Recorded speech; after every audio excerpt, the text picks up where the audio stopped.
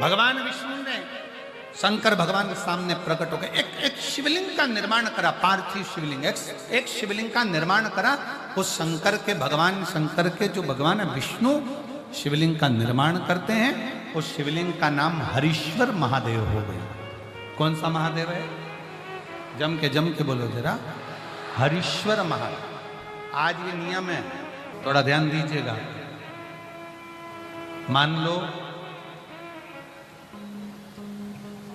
मेरे बेटा बेटी कहीं अप्लाई कर रहे हैं नौकरी के लिए या अन्य चीज के लिए, तो वो अगर बेलपत्री के मध्य पत्ती और ये दो पत्ती है, इस पत्ती के बीच की जो जगह होती है वहां यदि पीला चंदन और एक चावल का दाना लेकर हरीश्वर महादेव का नाम लेकर शंकर के शिवलिंग पर प्रदोष के दिन अगर चढ़ा देते हैं, तो वो बेटा बेटी जिस एग्जाम को दे रहा होता है अच्छी मेहनत के साथ, लगन के साथ, तो निश्चित है वो उसमें सफलता पाता जरूर है।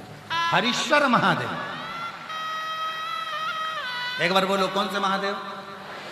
हरीश्वर महादेव, जिसका स्वयं पार्थिव शिवलिंग भगवान शंकर भगवान के शिवलिंग का स्मरण, भगवान शंकर के शिवलिंग का निर्माण स्वयं भगवान विष्णु कर भगवान में।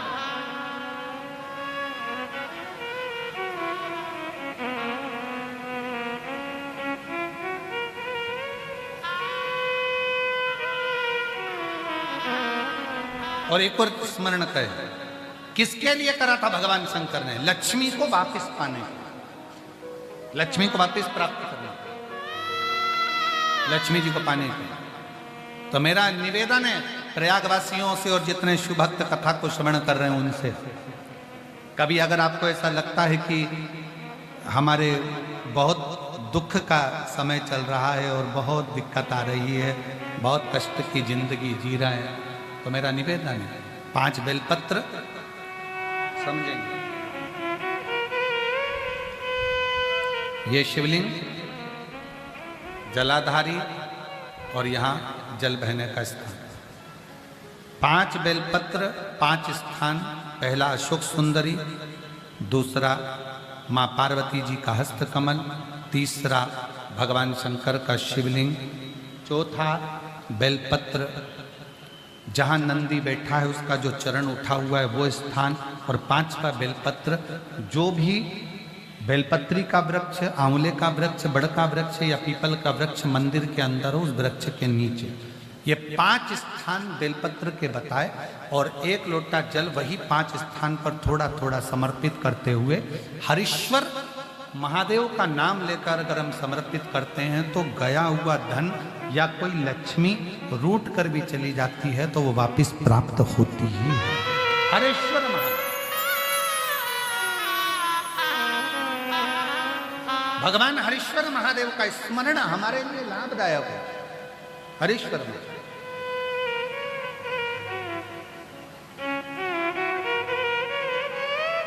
और कभी कभी भूल से भी हम तो कई बार आप लोगों से, आप लोग जब श्री शिवाय नमस्तुभ्यम अपन लोग बोलते हैं तो कितनी बार बोलते हैं? 5 बार उसका स्मरण करते ही करते। आप कभी भूलवश भी, मान लो अगर आपको ऐसा लग रहा है कि कहीं तकलीफें चल रही हैं, तो आप श्री शिवाय नमस्तुभ्यम जपें, आप पंचाक्षर मंत्र जपें, नमः शिवाय, आप षडाक्षर मंत्र जपें, ओम नमः शिवाय, आप महामृत्युंजय मंत्र जपें, मना नहीं, राम नाम, कृष्ण नाम, शिव नाम, कुछ भी लो। पर आपको ऐसा लग रहा है कि मैं बहुत उलझनों में फंसी पड़ी हूं, बहुत तकलीफ में, तो हरीश्वर महादेव का स्मरण कर सकते हैं। 2 क्षण करो।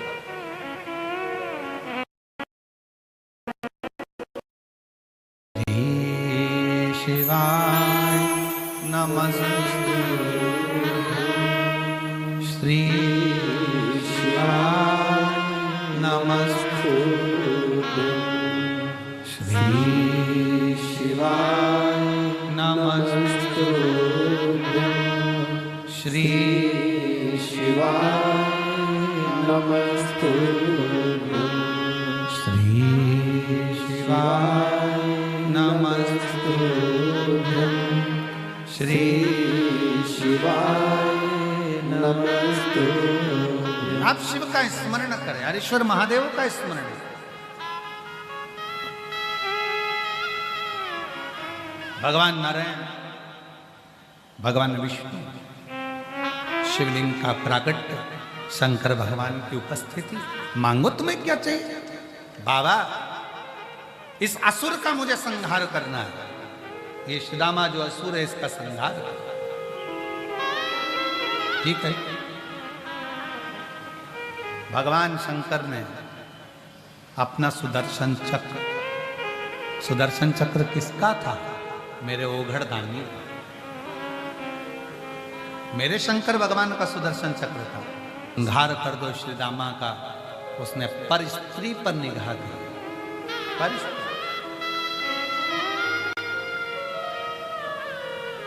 शिव कथा कहती है, शंकर भगवान की भस्म, शंकर भगवान पे चढ़ी हुई बेलपत्र, शंकर भगवान पे चढ़ा हुआ जल, शंकर भगवान पर चढ़ा हुआ दुर्वा, शंकर भगवान पर चढ़ा हुआ चंदन, शिव पर चढ़ी हुई एक बेलपत्र शंकर वो कैंसर वाली दीदी ने भी आई थी, करी थी। 1 महीना डॉक्टर ने दिया था। उल्टी में भी जब उल्टी करती थी तो शरीर में से हाथड़ियां, मांस के टुकड़े बाहर निकलते थे, ऐसा कैंसर हो गया। पर शंकर जी पे चढ़ा हुआ जल, शिव जी पे चढ़ी हुई बेलपत्र, शंकर पर चढ़ा हुआ जल, जब शंकर पर चढ़ा हुआ जल का जब आचमन करना प्रारंभ करा, नली के माध्यम से 2-2 बूंद, डॉक्टर भी पूछ रहे कि ये क्या दे रहे हो? कहा ये शंकर का जल है, शिव पे चढ़ा है।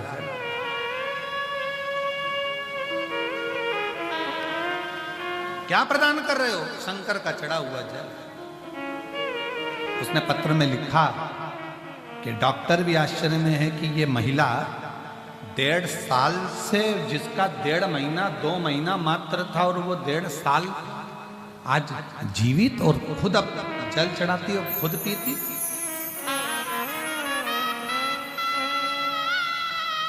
जाया करो शिव मंदिर, बहुत जरूरी। कौन कौन जाता है शंकर के मंदिर? जरा हाथ उठाओ तो जरा। सब जाते हो? रखो, बहुत बढ़िया, जाना चाहिए।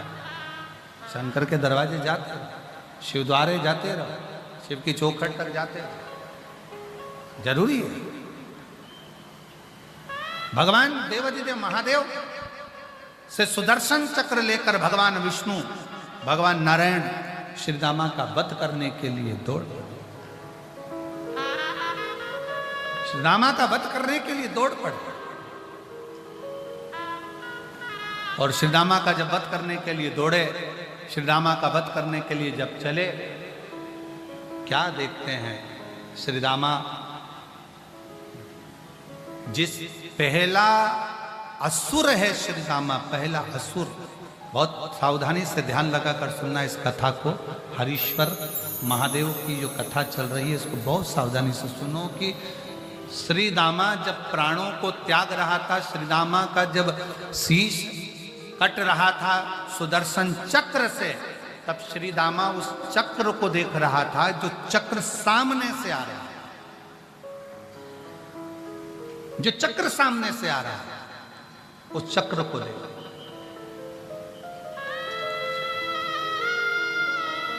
इतना सुंदर कहा कि श्रीदामा जो चक्र को देख रहा था तो शंकर भगवान प्रसन्न होकर मुस्कुरा रहे थे कि गजब, दुख सामने आ रहा है, तकलीफ आ रही है, मरने वाला है, और मेरी ओर कितनी कोमलता की दृष्टि से निहार रहा है।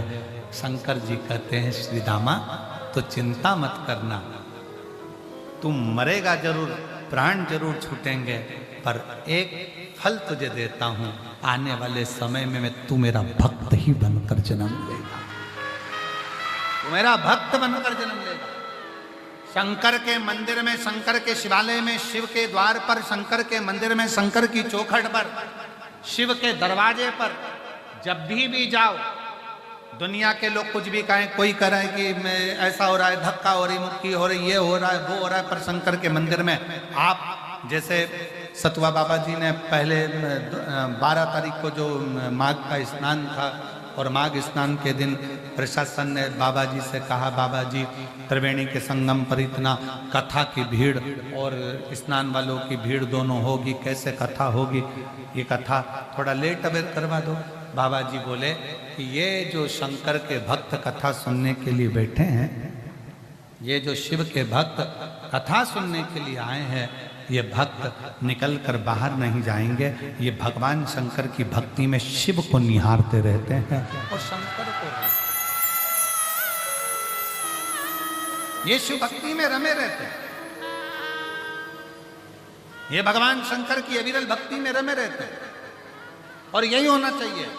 शंकर के मंदिर में अगर जल चढ़ाने जा रहे हो, शंकर के मंदिर में एक लोटा जल चढ़ाने के लिए पहुंच रहे हो, शिव के मंदिर में जा रहे हो, शंकर की चौखट पर जा रहे हो, शंकर के मंदिर में एक लोटा जल समर्पित करने के लिए, बेलपत्र चढ़ाने के लिए शंकर के मंदिर में अगर आप शिवालय तक जा रहे हो, शंकर के मंदिर में पहुंच रहे हो, तो एक बात याद रखना, भी कहे आग लगे बस्ती में अपन रहो, क्या किसको रोइए चादर, कोई कितना ही कुछ कहे, कोई कितना ही वर्णन कर ले, कोई इधर से बोले, कोई उधर से बोले, तुम्हारा ध्यान जैसे श्रीदामा का ध्यान आने वाले चक्र पर था, सुदर्शन पर था, आने वाले चक्र पर श्रीदामा का ध्यान था, वैसा ही ध्यान तुम्हारा मेरे देव अधिदेव महादेव पर, उसके शिवलिंग पर, उसकी चौखट पर, जलाधारी पर।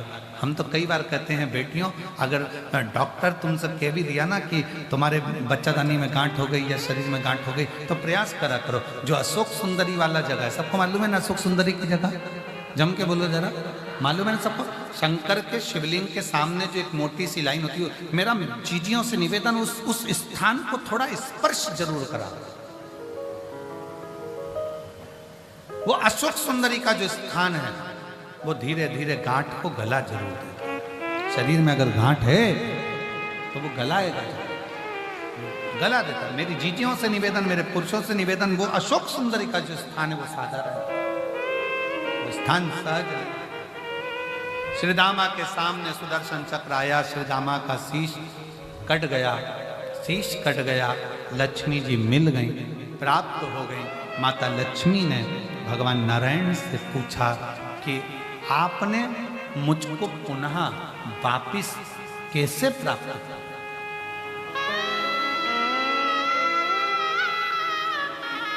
आपने मुझे पुनः वापिस कैसे प्राप्त किया?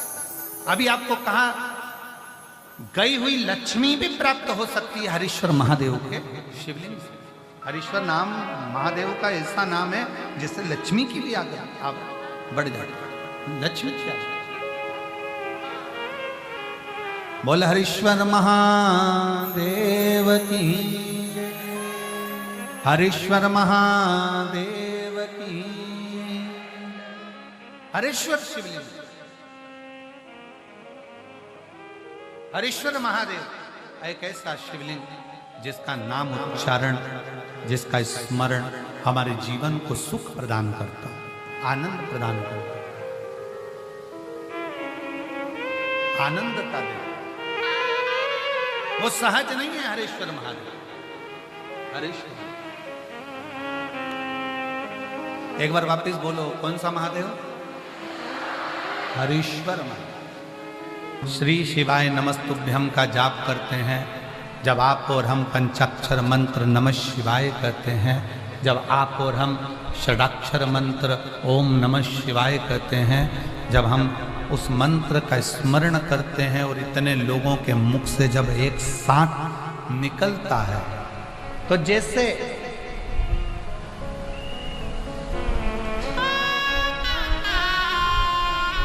सत्यभामा जी ने रुक्मणी जी से कहा था कि द्रौपदी के पास ऐसा क्या है कि हमारा कृष्ण हमको छोड़कर द्रौपदी के लिए भागकर चले जाता है।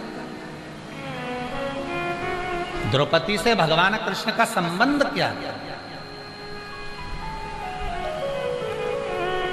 क्या संबंध है द्रौपदी का भगवान कृष्ण से, जो भगवान कृष्ण दौड़कर द्रौपदी के पास चले जाते हैं? रुक्मणी जी ने कहा द्रौपदी उनकी बहन है, प्रेम का संबंध है, स्नेह का संबंध है।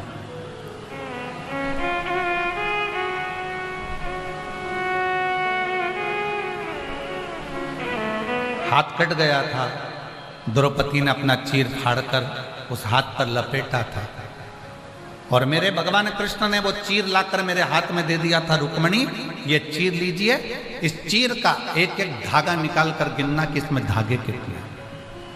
रुक्मणी जी सत्यभामा जी से कहती हैं कि मैंने उस चीर का एक एक धागा निकाला, छोटा सा चीर था, उसका एक एक धागा निकाल कर मैंने गिना तो उसमें 9,999 धागे थे। जो द्रौपदी ने भगवान कृष्ण के हाथ में चीर बांधा था उसमें 9,999 धागे थे।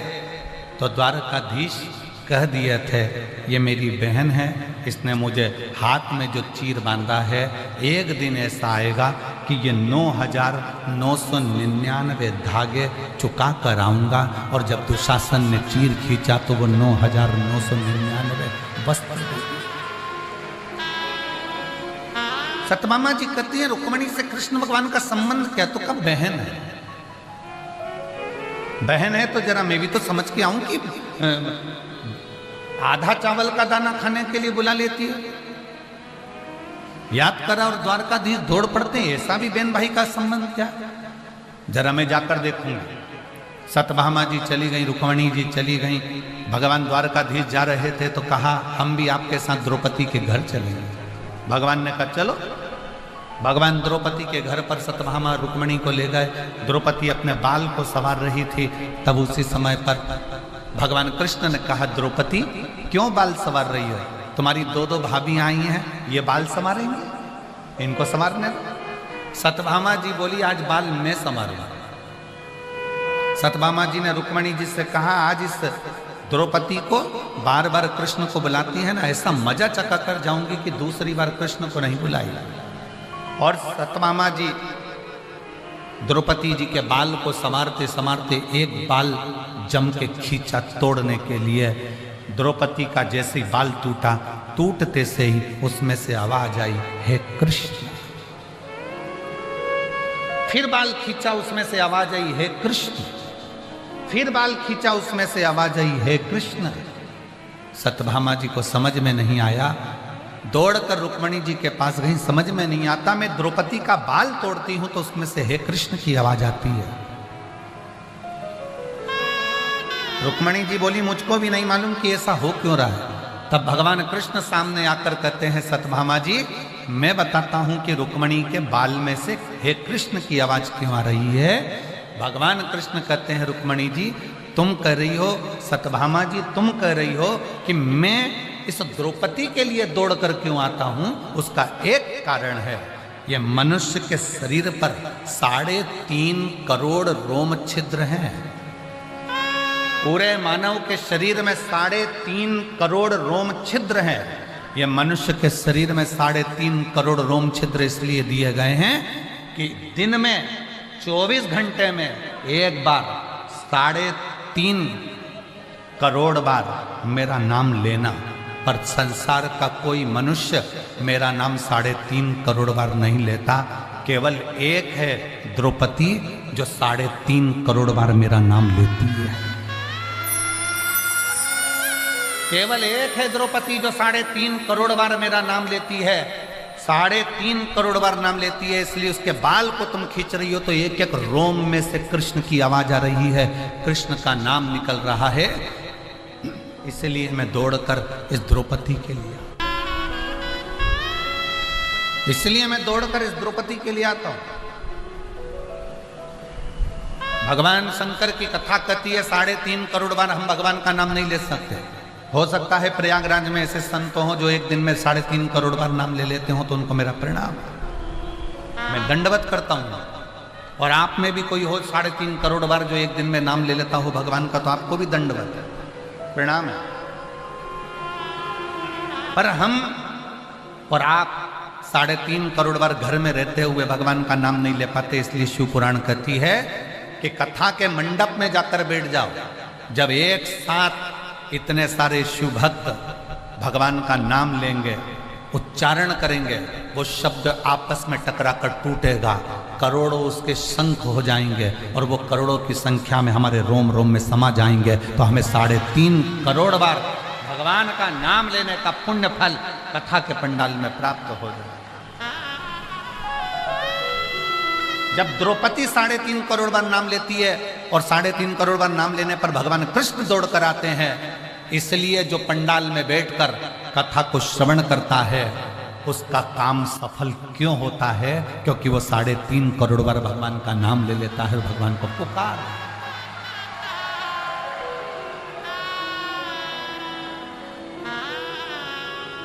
शिव के आश्रित होकर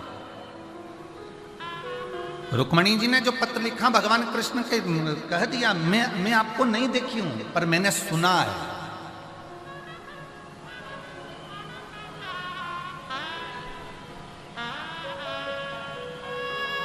प्रथम भगति संतन कर संगा, दूसरी रति मम कथा प्रसंगा। मेरे प्रसंग को सुनो। रुक्मणी जी ने केवल भगवान के प्रसंग को सुना था। रुक्मणी जी ने मन से भगवान कृष्ण को पति मान लिया। भगवान कृष्ण को पति, मानसिक विवाह कर लिया, दिल का विवाह कर लिया, हृदय का विवाह कर लिया।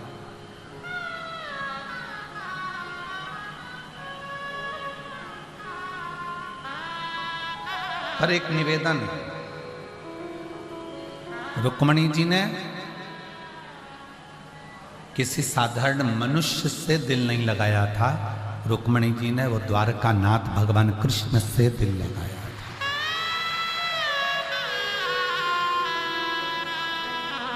आज के पढ़ने वाले बच्चे कॉलेज में, स्कूल में जाने लगते हैं, कॉलेज में पहुंच जाते हैं और उनको कोई अच्छा लगने लगता है तो वो प्रेम की चिंता करने लगते हैं, प्यार की चिंता करने लगते हैं।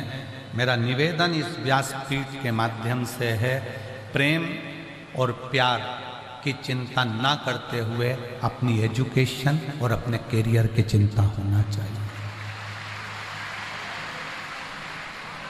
इतनी पढ़ाई करो, इतना विद्याध्ययन करो, एग्जाम का यदि टाइम आए, कंपटीशन एग्जाम में अगर बैठ रहे हो तो अपने परिश्रम को कम मत होने दो।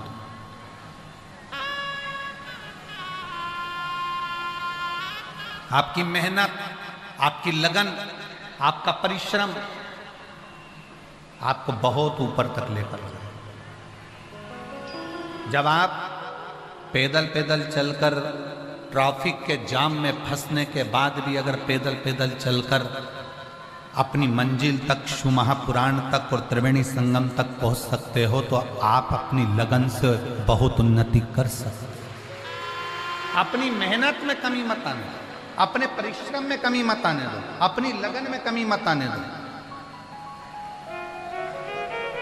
और मेरी जितनी माताएं बैठी हैं, मेरी जितनी जीजियां बैठी हैं, मेरी जितने जीजा बैठे हैं, जितने मेरे भाई बंधु बैठे हैं, उनसे निवेदन करूंगा, एग्जाम का जब टाइम आए, आपकी बेटियां पढ़ाई कर रही हो, आपके बेटे पढ़ाई कर रहे हो, एग्जाम के टाइम पर घर के लोगों से निवेदन है वो अपने बच्चों को ये मत कहना 10th चल रही है,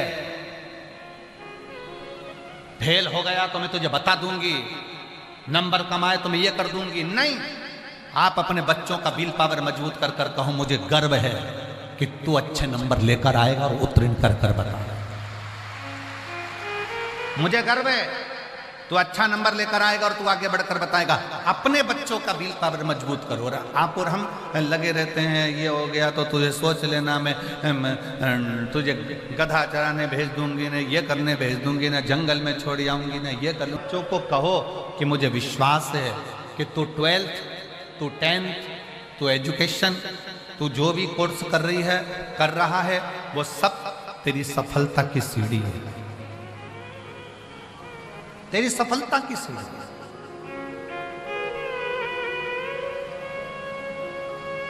भगवान शंकर की कथा कहती है, भगवान शिव का चरित्र कहता है। जिस समय पर तारकासुर को मारने के लिए भगवान षडानंद कार्तिकेय जा रहे थे, जिस समय तारकासुर का संहार करने के लिए षडानंद कार्तिकेय पहुंच रहे थे, तारकासुर को मारने के लिए जब षडानंद कार्तिकेय जाते हैं तब उन्होंने अपनी माता पार्वती जी को नमन किया।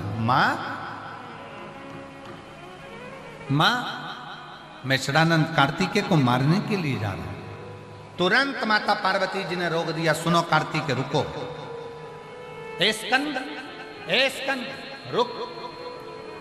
जैसे ही कार्तिकेय ने कहा मां मैं तारकासुर को मारने के लिए जा रहा हूं, रोक दिया मां ने, रुको।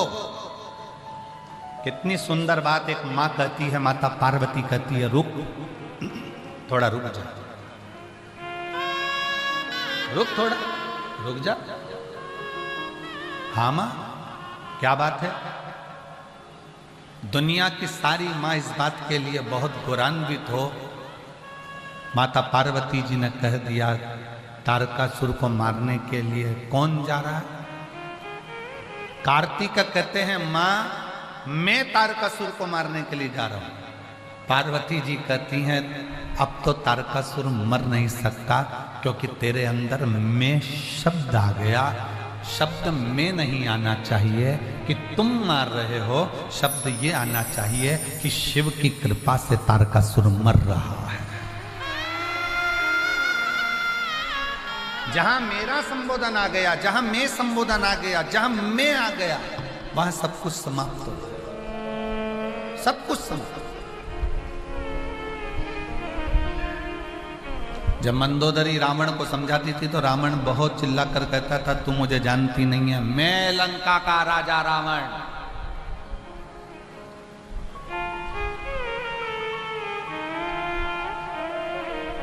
मैं लंकाधिपति रावण।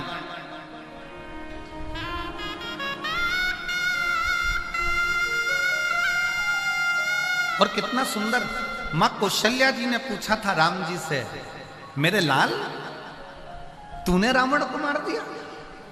राम जी कहते नहीं मैया, मैंने रावण को नहीं मारा, रावण को मैंने नहीं मारा, रावण को मैंने मारा।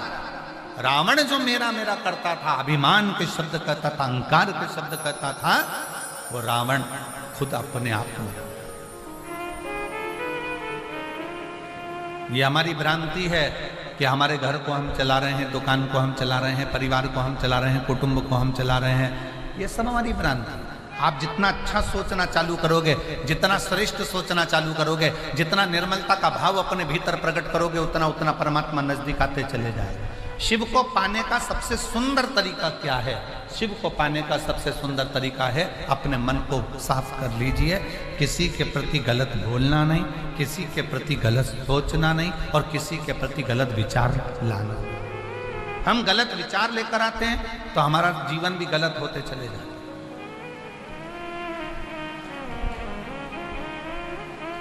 आज का व्यक्ति बीमारी से जितना दुखी नहीं है, आज का व्यक्ति बीमारी से जितना दुखी नहीं है, उतना वो बीमारी के बारे में सोच सोच के दुखी है। वो बीमारी से ज्यादा दुखी नहीं है, बीमारी के बारे में जरा सा घुटने में दर्द हुआ, एक बार डॉक्टर को दिखाया, दो बार डॉक्टर को दिखाया, तीसरे बार मन में आ गया मुझे तो लगता है मेरा घुटना बेकार हो गया, मेरा घुटना ने काम करना बंद कर दिया, मेरे घुटने को बदलना पड़ेगा, मेरे घुटने में ऐसा हो गया। वो बीमारी के बारे में सोच ही सोच रहा है, वो बीमारी के बारे में विचार ही विचार कर रहा है, वो बीमारी के बारे में सोचे चले जा रहा है, सोचे चलो।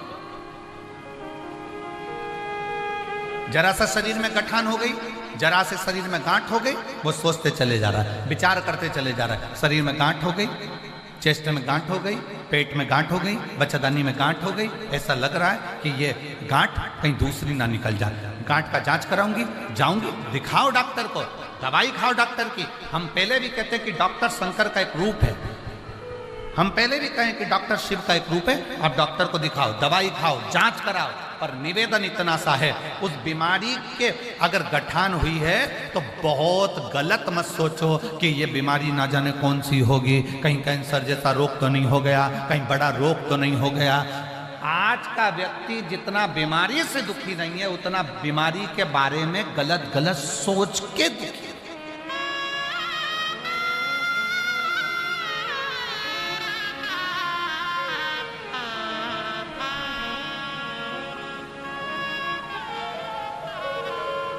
एक पत्र है, अच्छा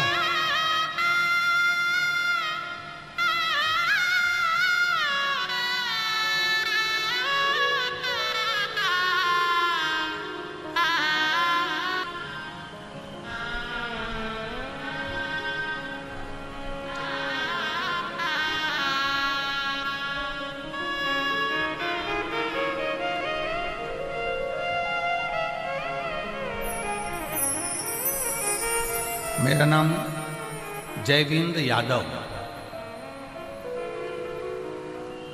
जयविंद्र यादव कहीं बैठे हो तो हाथ हिला सकते हैं।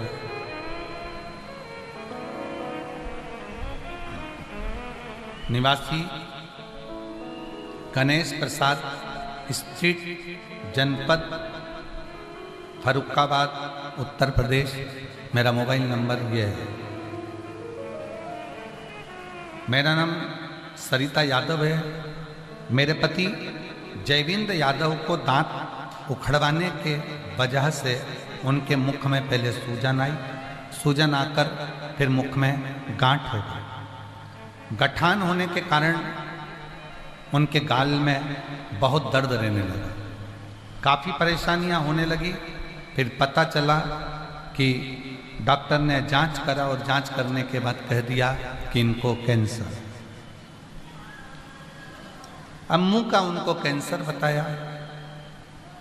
हम लोग घबरा गए क्योंकि कैंसर भी सेकंड स्टेज का बताया। अब करें तो करें क्या? गुरुदेव, डॉक्टर ने कहा जल्दी से ऑपरेशन करना पड़ेगा।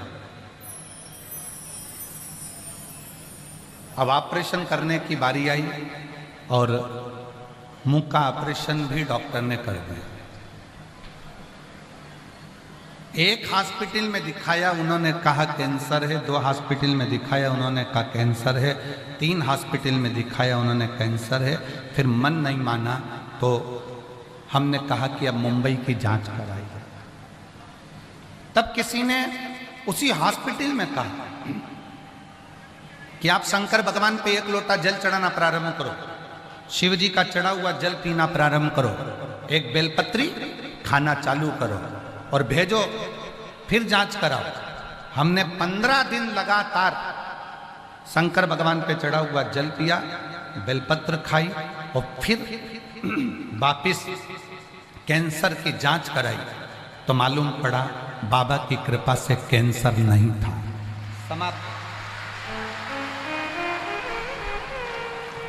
एक विश्वास। क्यों?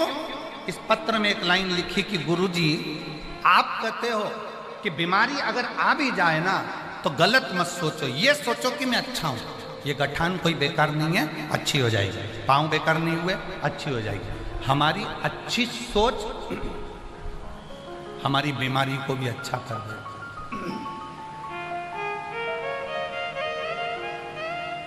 हमारे अच्छे विचार हमारे रोग को, हमारी तकलीफों को समाप्त कर देते हैं। आप दिन भर बैठकर गलत गलत सोचते रहते हो, मेरी आँखों में कुछ हो गया, आँखों में कुछ हो गया, आँख खराब होती चली जाएगी, होती चली जाएगी। सिर में दर्द हो गया, माइग्रेन हो गया, ना जाने क्या हो गया, ब्रेन हेमरेज हो गया, ये हो गया। गलत सोच रहे हैं। बीमारी से जितना व्यक्ति दुखी नहीं है उतना उस बीमारी के बारे में गलत गलत सोचकर, पाँव में तकलीफ हो गई, कमर में तकलीफ हो गई, कहीं मुझे कुछ हो तो नहीं जाएगा, कहीं मुझे कुछ हो तो नहीं जाएगा, कहीं मुझे कुछ हो तो नहीं जाएगा, कहीं मुझे कुछ हो तो नहीं जाएगा।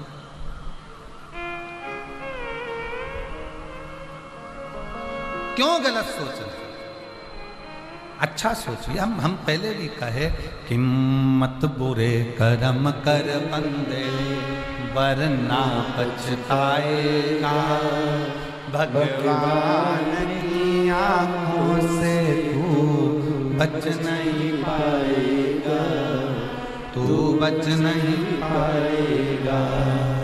अरे ओ अज्ञानी मत कर नादानी, अरे ओ अज्ञानी मत कर नादानी।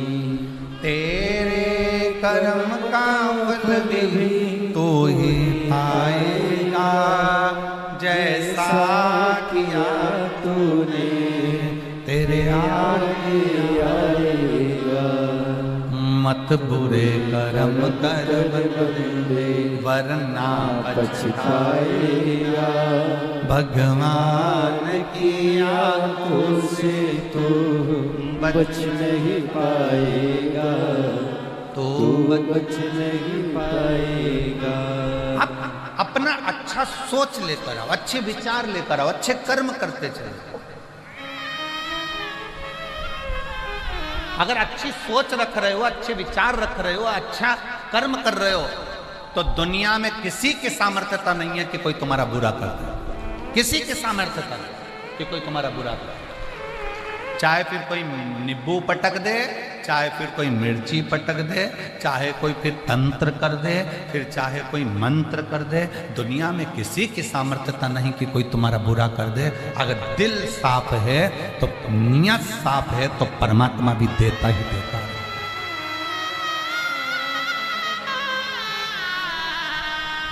कितना सुंदर कहा, मन चंगा तो कठोते में गंगा।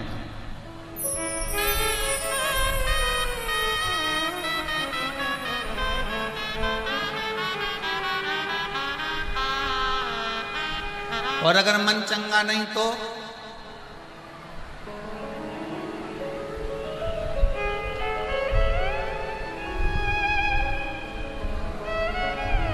बहुत सारा करोड़ों का धन हो और मन चंगा नहीं हो तो भी फिर व्यक्ति नंगा की नंगा ही है। क्या मतलब?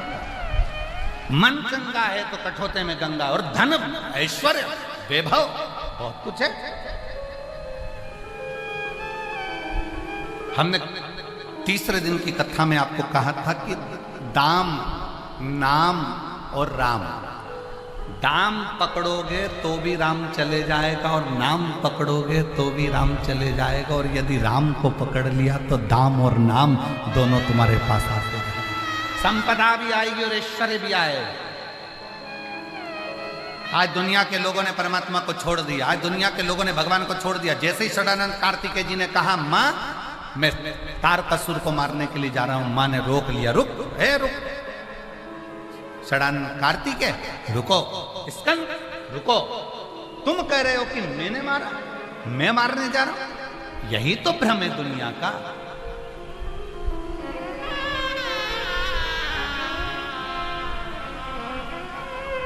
कई कई माताएं कह देती है गौतम मैं जिंदा हूं तो घर चल रहा है, जिस दिन मैं मर गई तो आटे दाल का भाव मालूम पड़ जाएगा। ये मैं का जो संबोधन है ना, ये बहुत बहुत भारी संबोधन है। होता है, एक टीचर ने एक बच्चे से, स्टूडेंटों से स्कूल में प्रश्न किया क्लास में, बच्चों गुड मॉर्निंग। बच्चे भी गुड मॉर्निंग बोल दिए, बैठ गए, पढ़ाने लगे। फिर टीचर ने कहा कि एक बात बताओ, मैं जब दिल्ली से प्रयाग चला था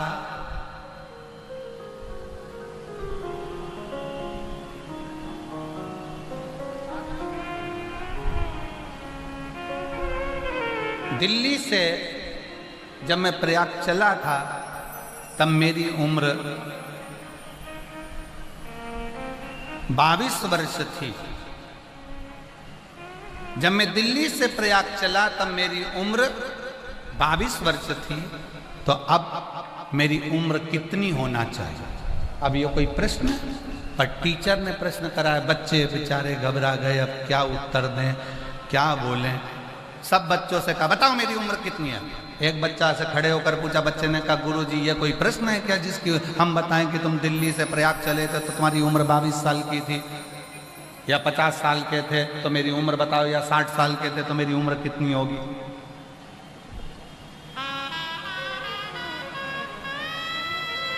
सारे बच्चों ने कोई जवाब नहीं दिया। तब एक बच्चे को फिर खड़ा करा, तू बता कि मैं दिल्ली से प्रयाग चला, मेरी उम्र इतने वर्ष है, तो अभी मेरी उम्र कितनी है? इतने में बच्चा बोला, गुरुजी अगर मैं सही में बता दूंगा तो? गुरुजी बोले बता, पूछा ही प्रश्न मैंने इसलिए। तो कहा गुरुजी तुम्हारी उम्र 44 वर्ष है। गुरुजी ने कहा वाह, गुड बॉय, बहुत बढ़िया। इतना जोरदार बोला, पर तुझे कैसे मालूम कि मेरी उम्र 44 साल है? बच्चे ने कहा गुरुजी मेरे घर में मेरा एक भाई है 22 साल का, वो आधा पागल है।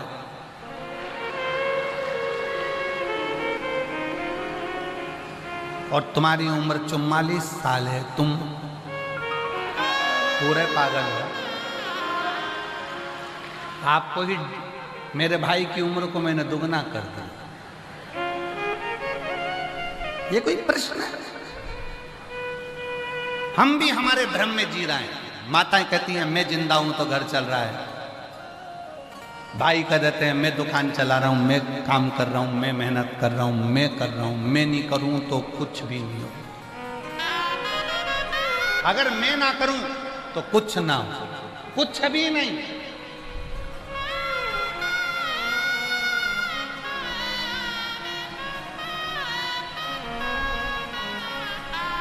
करोड़ों करोड़ों लगभग कल तक का आंकड़ा था 51 करोड़ भक्तों ने त्रिवेणी का संगम का स्नान किया। अब 51 करोड़ भक्तों को कौन संभाल रहा था? अगर संभालने वाला कोई था, माना प्रशासन ने पूरी बहुत व्यवस्थाएं करी, पर सत्यता तो ये है कि इतने करोड़ों को आना जाना खाना रहना, कब आ रहे थे कब जा रहे थे। अगर प्रयाग वाले एकांत में बैठकर विचार करेंगे तो उनको लगेगा इसको बुलाने वाला, खिलाने वाला, सुलाने वाला, निलाने वाला कोई दूसरा नहीं था, स्वयं गंगा महारानी कर रही थी। और अपने हाथ 51 करोड़ भक्तों को भोजन कराना, 51 करोड़ों की रहने की व्यवस्था, भोजन व्यवस्था, शौचालय व्यवस्था, अन्य व्यवस्था।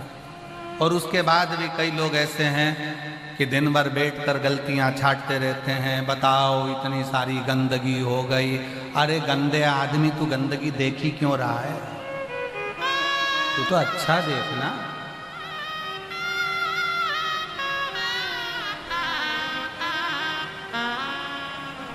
बहुत ऊपर उड़ता है गिद्ध, बहुत ऊपर उड़ता है गिद्ध, तो भी नीचे मांस का टुकड़ा देखता रहता है। कई लोग संसार में ऐसे हैं, बहुत ऊंचे औहदे पर बैठने के बाद भी गंदगियां ढूंढते रहते हैं, अच्छा ही नहीं ढूंढ पाते, अच्छा नहीं ढूंढ पाते।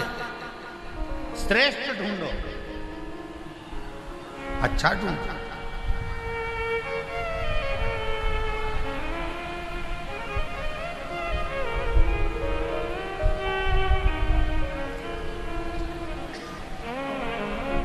यहाँ पर एक माता बैठी है जो अपने परिवार के साथ में कथा सुनने के लिए जब पहले दिन वहाँ से चली थी तो ट्रैफिक में फंस गई थी, बहुत भीड़ थी।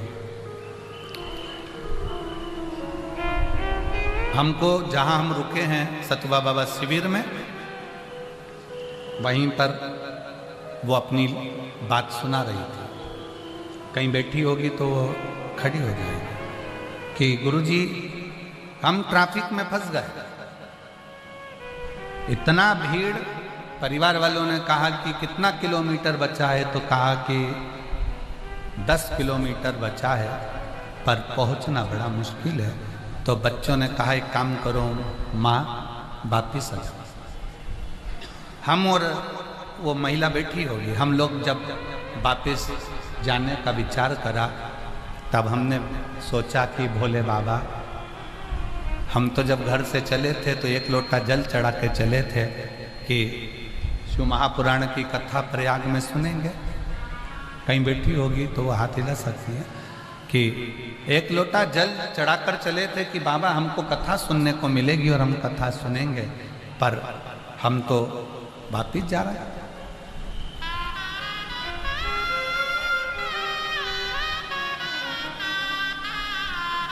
बैग लिया, वापिस जाने लगी। एक ऑटो वाला आया, ऑटो वाला आकर कहता है तुम वो प्रदीप मिश्रा कथा कर रहा है, वहाँ जाना है तुमको? कहाँ? सतुआ बाबा शिविर में। हाँ, तो कथा तो कल से चालू होगी। हाँ, चलो मेरे ऑटो में बैठो, मैं तुमको लेकर चलता हूँ। वो महिला बोली कि वो मोटरसाइकिल वाला तो इतना बता रहा था, वो इतना बता रहा था, हमारे पास तो पैसा भी इतना नहीं है, केवल 150 रुपये पड़े हैं, अगर तुम 10 किलोमीटर दूर ले जाओ। उसने कहा पैसे के लिए थोड़ी ना काम कर रहा हूँ, तू तो बैठ मेरी ऑटो में। ना जाने कौन सी गली गली में से वो ऑटो घुमा घुमा कर लाया और सीधे कोई ऑटो उस दिन अंदर नहीं आ रहा था, इसी पंडाल के बाहर मुझे छोड़ कर चले गया, 1 रुपया भी लेकर नहीं, 1 रुपया। और मैं प्रयागराज के बेटों को, प्रयागराज की बेटियों को धन्यवाद दूंगा। कई बेटे बेटियां प्रयागराज के ऐसे हैं जिन्होंने भले पूरे मेले में जो भी व्यापार करा हो, दुकान लगाई हो, कार्य करा हो, मोटरसाइकिल चलाई हो, गाड़ियां चलाई हो, पर कई प्रयागराज के बेटा बेटी स्कूटी से, मोटरसाइकिल से बुजुर्गों को फ्री में पंडाल तक छोड़ रहे हैं और पंडाल से उनके पंडाल तक छोड़ रहे हैं। उनको नमन है, 1 रुपया नहीं। ये सहजता का विषय, ये सरल। कौन आता है कौन बुलाता है, महज ब्रह्म है, करता सब विधाता है, करने वाला तो शिव है। आप और हम तो माता पार्वती जी का ये शब्द अपने पुत्र के लिए, स्कंद के लिए, स्कंद ये मत के कि मैं तारकासुर को मारूंगा, तारकासुर को तू नहीं मार सकता। तारकासुर ने शंकर भगवान की वो आराधना करी है, तारकासुर ने वो वचन मांगा है। तारकासुर ने ये नहीं मांगा कि मैं शंकर भगवान से मरूं, तारकासुर ने मांगा कि मैं शंकर के पुत्र के द्वारा मरूं, क्योंकि शंकर को इतना प्रेम करता है तारकासुर। शिव जी को अकेला बैठा देखता है ना तो दिल दुखता है। इंद्र के संग इंद्राणी है, ब्रह्मा के संग ब्रह्माणी है, नारायण के साथ में लक्ष्मी है, सारे देवताओं की धर्म पत्नियां उनके साथ है। सती मैया जब जलकर भस्म हो गई, अकेला अकेले देवाधिदेव महादेव हैं। तारकासुर की आंखों में जल भर जाता है कि मेरे महादेव अकेले रह गए। तारकासुर ने विचार कर लिया, मरूंगा तो शरीर, पर शंकर भगवान को जोड़े से बिठा कर जाऊंगा तब मरूंगा, ऐसे कैसे मर जाऊं। और ब्रह्मा जी ने कहा वर मांग ले तारकासुर कहता है वर दीजिए, अगर वर देना है तो ऐसा वर दीजिए कि मैं मरूं नहीं, और कुछ वर मांग ले तो वर ऐसा दीजिए कि मरूं तो शिव के पुत्र के द्वारा मरूं, क्योंकि शिव का पुत्र जब होगा, जब शादी होगी तो मेरा मन खुश हो जाएगा, फिर भले मर जाऊं।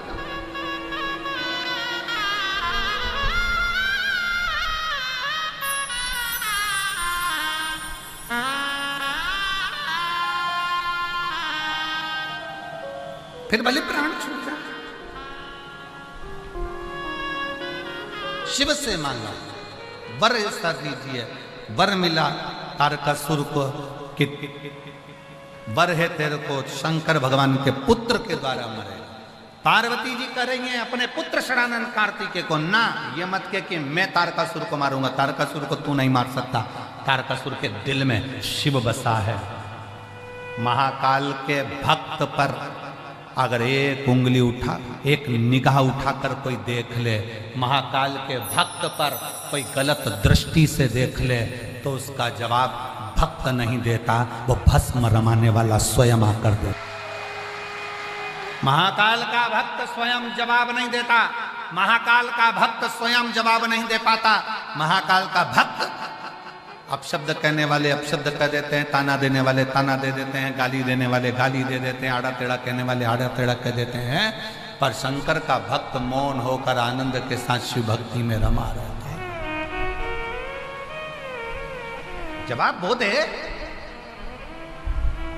कोई दूसरा क्यों जवाब देगा, जवाब वो दे।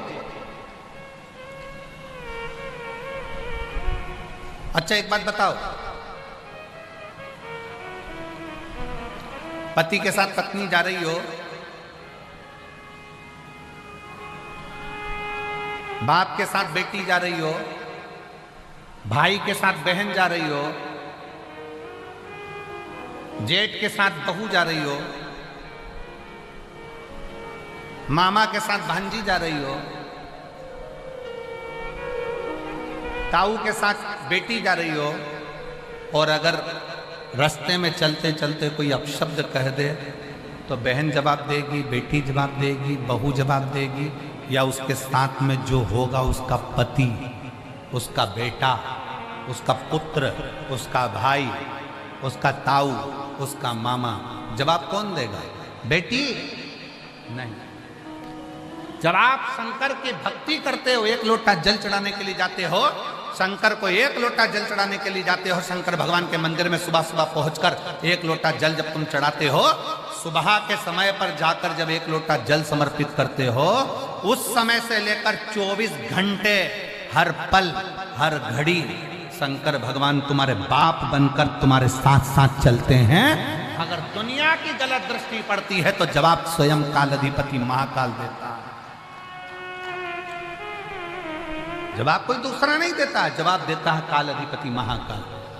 अकाल मृत्यु वो मरे, जो काम करे चंडाल का, काल उसका क्या बिगाड़े, जो भक्त हो महा। जवाब वो दे, हम जवाब क्यों दे? हम तो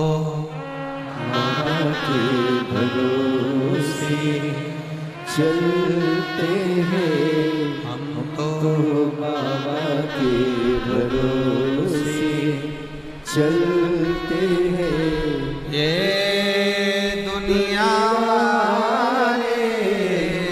जलते हैं, ये दुनिया जलते हैं। हम तो बाबा के भरोसे चलते, हम उसके आश्रित होकर चलते, हम उस पर समर्पित होकर चलते।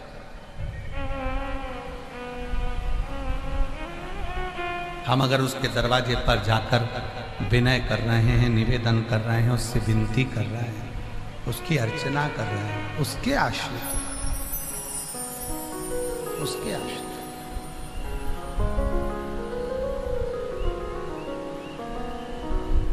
और झोली मेरी तंग है,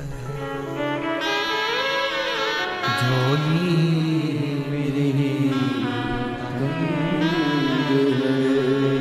भोले तेरे यहाँ कमी नहीं, तेरी कृपा से हूँ, उसकी कृपा से मिला।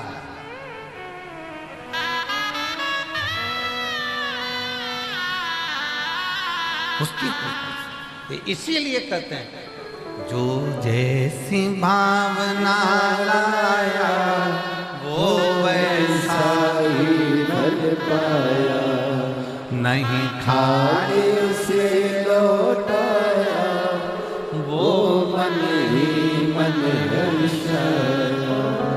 और कर दिया माला माल काशी का दिया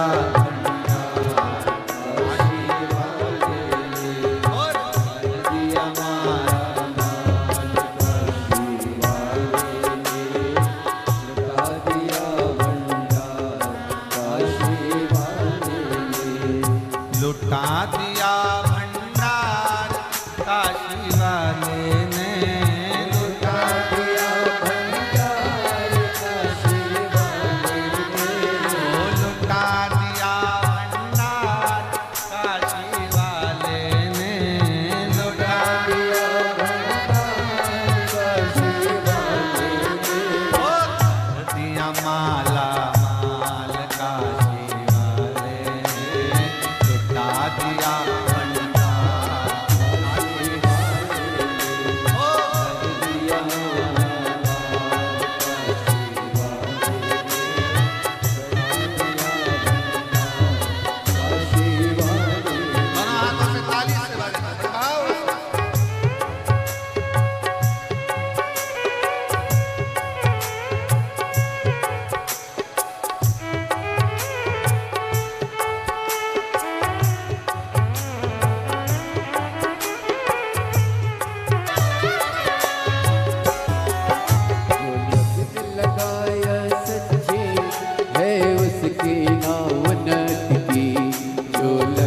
लगाया सच्चे है उसकी नाव नटकी, जो लगन लगाया सच्चे है उसकी नाव नटकी, जो लगन लगाया सच्ची है उसकी नाव न अटकी, बेड़ों को पार लगाया नहीं देर करी पल भर की, ओ मिटा दिया जंजाल काशी वाले ने कर दिया माला माल, काशी वाले ने मिटा दिया जंजाल काशी वाले ने कर दिया माला माल, काशी वाले ने ओ कर दिया माला माल, काशी वाले ने कर दिया माला माल, काशी वाले ने लुटा दिया भंडार काशी वाले ने कर दिया माला माल, काशी वाले ने ओ लुटा दिया भंडार काशी वाले ने कर दिया माला माल, काशी वाले ने।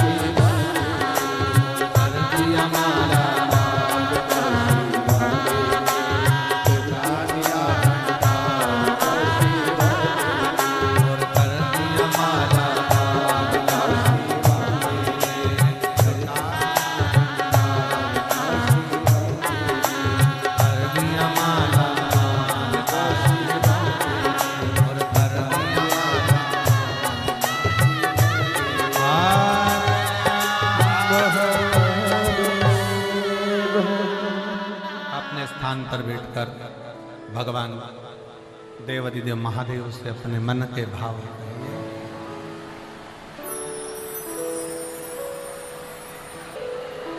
हमारे संगीत के आगे भजनों के लाइन सुनने के लिए लोग बैठते हैं और तुम लोग धुन इतनी लंबी लंबी ले लेते हो कि लोगों को भजन ही नहीं मिलता।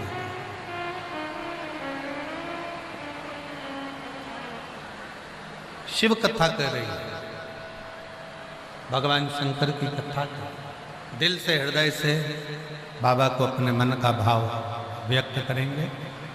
हृदय से सभी लोग बाबा को अपना भाव कहेंगे। आज बड़े दिल के साथ, हृदय के साथ बाबा से प्रार्थना करिए और हृदय से बाबा को निवेदन करिए। जहाँ जगह मिले वहाँ बैठ जाओ और दिल से बाबा को प्रार्थना करो।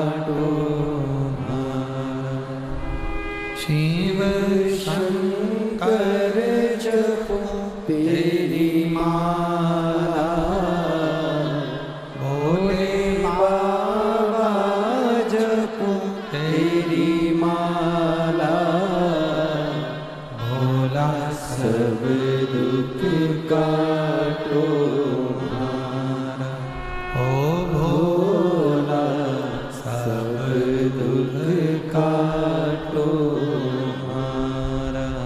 वेश है मंगल मंगलकारी, वेश है मंगल मंगलकारी। शमशान वासी हमारा, शमशान वासी हमारा, भोला सब दुख काटो हमारा, ओ भोला सब दुख काटो हमारा।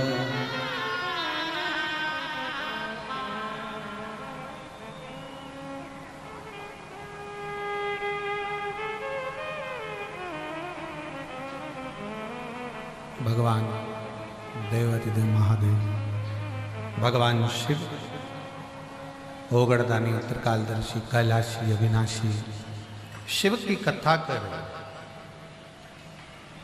माँ जगज्जननी जगदम्बा माता पार्वती जी ने कहा, स्कंदा, ये तुम्हारा जो मैं शब्द है ये श्रेष्ठ नहीं है, इसको त्यागो। अगर तुम्हें बोलना है तो ये बोलो कि शिव की कृपा से, पिता की कृपा से, परम पिता की कृपा से, देवाधिदेव महादेव की कृपा से इस तारकासुर का संहार हो। और बहुत सावधानी से सुनिएगा मेरे जीजाओं, मेरी जीजियों, मेरी बेटियों, बेटाओं, मेरी माताओं, मेरे भाई, मेरे बंधु, मेरे सखा, स्मरण रखिएगा, किसी की सामर्थ्यता नहीं जो कोई आपका बुरा कर दे। आपका बुरा आप स्वयं करते, गलत सोच कर, गलत विचार कर कर, गलत दृष्टि रख कर, गलत भावना। अच्छा सोचिए, अच्छा विचारिए। कभी शंकर भगवान के मंदिर में जाओ, शिव जी के मंदिर में जाओ, एक लोटा जल चढ़ाने के लिए जब शंकर जी के मंदिर में पहुंचना तो अपनी भावना को शुद्ध रखकर अपने लिए, सर्व जगत के लिए अच्छा मांगना। मेरे पड़ोसी ने यह कर दिया, मेरे उस रिश्तेदार ने मेरा बुरा कर दिया, उसने मेरे साथ में ऐसा कर दिया, भगवान उसके साथ ऐसा कर देना, ना ना ना, भगवान से मांगो श्रेष्ठता में, श्रेष्ठ। एक पत्र है, उस पत्र में एक बहन ने लिखा है, अरुण कुमार, बिहटा, पटना से। मेरा मोबाइल नंबर ये है, कहीं बैठे हों तो हाथ हिला सकते हैं। अरुण कुमार, बिहटा, पटना, बिहटा पटना से है।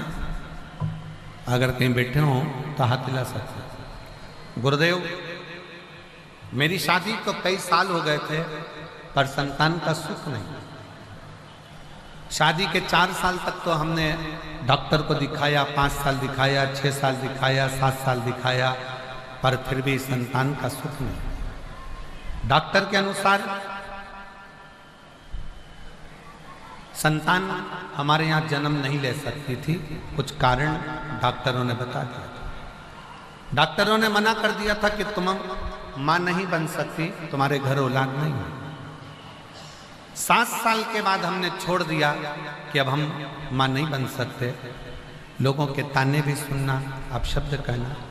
आपकी एक बात टीवी पर सुन ली थी कि आप भगवान शंकर से रोज प्रार्थना करते हो कि बाबा किसी पुरुष की जेब खाली मत रखना और किसी स्त्री की गोद खाली मत रखना, उसकी गोद जरूर भर कर। तब मन में जागृता आ गई, शंकर जी के मंदिर में जाना चालू कर दिया। 7 साल, 8 साल, 9 साल, 10 साल, 11 साल, 12 साल ऐसे निकलते निकलते 15 साल, 16 साल, 17 साल सब निकल गए, 18 साल निकल गए तो भी संतान का सुख नहीं आया। तब आपकी कथा ने जो बल दिया, फिर हमने शंकर के मंदिर जाना चालू किया। मैं और मेरी पत्नी दोनों शिव के मंदिर जाते। पत्नी ने अब मेरे से कहा कि अपन दोनों पशुपति व्रत करते। हमने दोनों ने पशुपति व्रत करा। एक व्रत में गर्भ नहीं ठहरा, सफेद आंकड़े की जड़ बांधी, गर्भ नहीं ठहरा। तब पत्नी का मन उदास हो गया। उसने कहा भगवान तो सुन ही नहीं रहा, डॉक्टर की बात बिल्कुल सच है कि मैं मां नहीं बन सकती। फिर भी मैंने अपनी पत्नी से कहा कि एक बार फिर पशुपति व्रत करते हैं। दूसरी बार पशुपति व्रत करा, दूसरी बार फिर सफेद आंकड़े की जड़ बांधी। 2.5 महीने के बाद गर्भ ठहर गया और बाबा की कृपा से एक नहीं 2 संतान की प्राप्ति हुई। मैं बाबा को 18 साल के बाद बाबा ने दिया। अरुण कुमार बेटा पटना से, कहीं बैठे हो तो हाथ हिला सकते हैं। बेटा पटना से। एक लाइन अच्छी लिखी, आप और हम गुनगुनाते हैं। अपनी किस्मत का ताला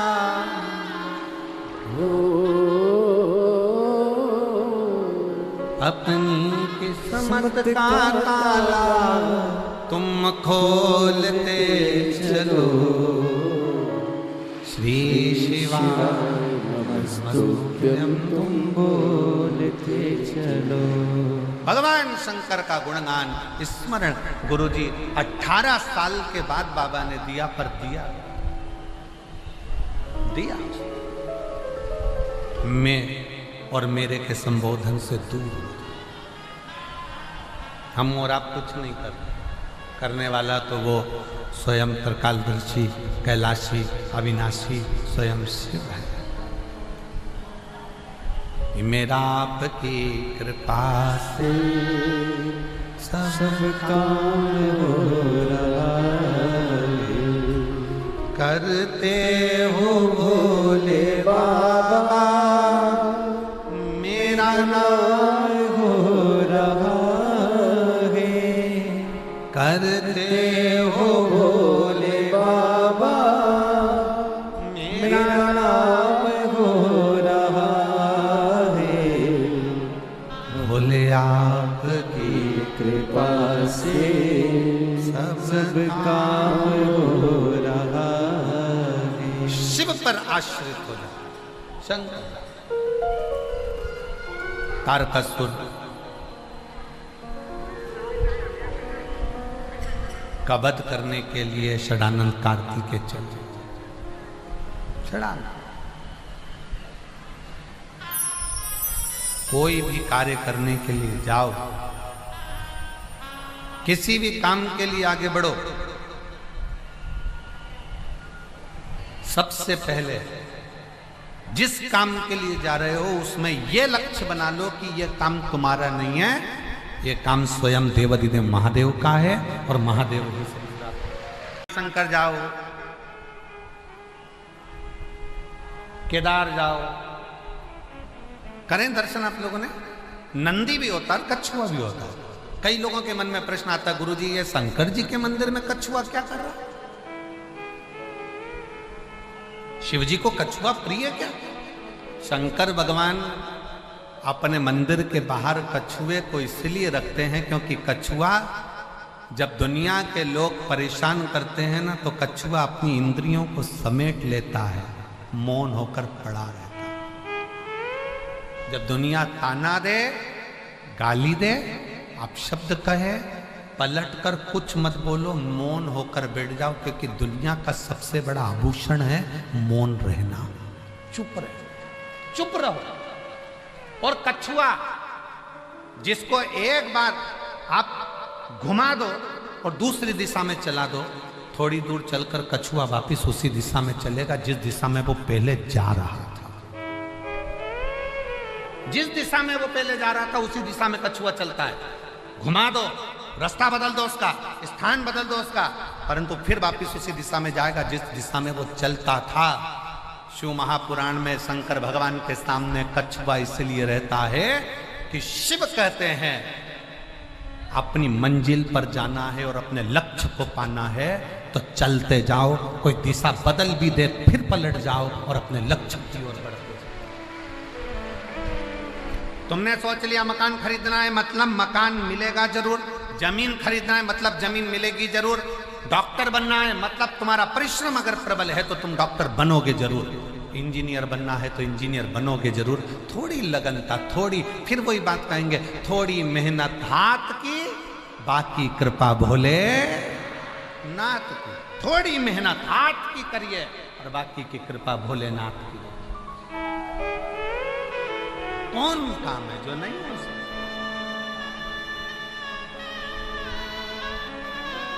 शिव कथा कर रहे हैं, भगवान शंकर का संवाद कर रहे हैं। तारकासुर, षडानंद कार्तिकेय जब तारकासुर को मारने के लिए चले तो पार्वती जी ने कह दिया अब जाओ, अब तुम्हारे अंदर मैं और मेरा नहीं है, अब चले जाओ। और तारकासुर को मारना, पर एक बात याद रखना, उसके हृदय में शिव बसता है। जिसके दिल में शंकर है ना, जिसके हृदय में शंकर है ना, उसको कष्ट मत देना। शिव महापुराण की कभी निंदा मत करो, शंकर की कभी निंदा मत करो, और शिव का कोई भक्त है ना उसकी कभी निंदा मत करो, नहीं तो विनाश निश्चित होता है, तकलीफ आती है। कोई जल चढ़ाने शंकर के मंदिर में जा रहा है और तुम उसको ताने पर ताने दे रहे हो, गाली पर गाली दे रहे हो, अपशब्द पर अपशब्द कर रहे हो, वो श्रेष्ठ नहीं है। और हमारा तो हमारी जीजियों से भी निवेदन है, देखो तुम्हारे घर के लोग अगर हाँ भरे ना तो तुम शिव पुराण में आया करो, और अगर घर के लोग मना कर देना कि शिव पुराण में मत जाओ तो मत जाओ। क्यों घर के लोग कहेंगे क्या सुनने चल दी, शंकर जी में ऐसा क्या है, तो वो शिव की निंदा ना हो, इसलिए हाथ जोड़ करके तो नहीं जा रही हूँ, यही है। कोई बात नहीं, टीवी पर सुन, मोबाइल पर सुन, पर शिव निंदा नहीं। घर के लोग कहते हाँ चल, कोई बात नहीं, चली जाओ, कथा सुनो, जाओ पंडाल में बैठकर कथा का रसपान करो। अपने प्रयागराज की कथा तो आज 16 तारीख को विराम हो जाएगी, 17 तारीख कल से दोपहर में 2 बजे से 5 बजे तक सिरसा हरियाणा में प्रारंभ हो जाएगी, तारा बाबा की कुटिया में। कह दे घर के लोग सुनो, मन कर जाए बहुत। तारकासुर के हृदय में शिव बसता। षडानंद, बाण छोड़ना शरीर में लगे, हृदय में ना लगे, ठीक है। तारकासुर ने सामने जो षडानंद कार्तिकेय जी थे ना, उनको देखा तो षडानंद कार्तिकेय को देखकर तारकासुर प्रणाम करता है। क्यों? क्योंकि यह कोई साधारण नहीं है, मेरे शंकर का अंश है, स्वयं शिव का स्वरूप है, ये शिव का अंश है।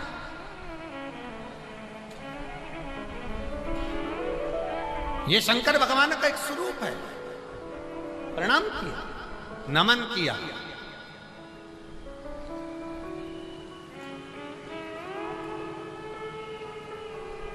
भाषा की परिभाषा करना सरल है। शिव महापुराण की कथा कहती है भाषा की परिभाषा करना सरल है, पर भावना की परिभाषा करना दुनिया में सबसे ज्यादा कठिन है। किसी के भाव को समझो, किसी के हृदय को समझो, किसी के दिल को समझना बड़ा कठिन है साहब। वेद पढ़ना सरल है, पर वेदना पढ़ना कठिन है। किसी के दिल की वेदना तो पढ़ो।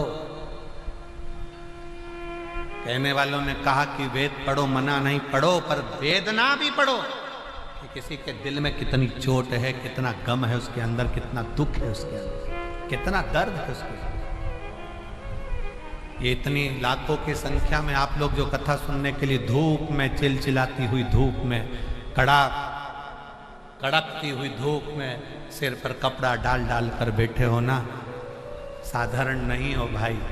कोई ना कोई अपने दिल में थोड़ी ना थोड़ी वेदना होगी ना, तो शंकर से कहने के लिए आए हो कि बाबा मेरे दुख को काट देना, मेरे तकलीफों को मिटा देना, गंगा मैया मेरे कष्ट मिटा देना। कोई वेदना, कोई वेदना, वेद पढ़ना सरल है पर वेदना को पढ़ना कठिन है। हृदय को जानना, भाषा की परिभाषा करना सरल हो सकता है पर वेदना की परिभाषा करना कठिन है। अब उसके भीतर के दर्द को कौन जाने?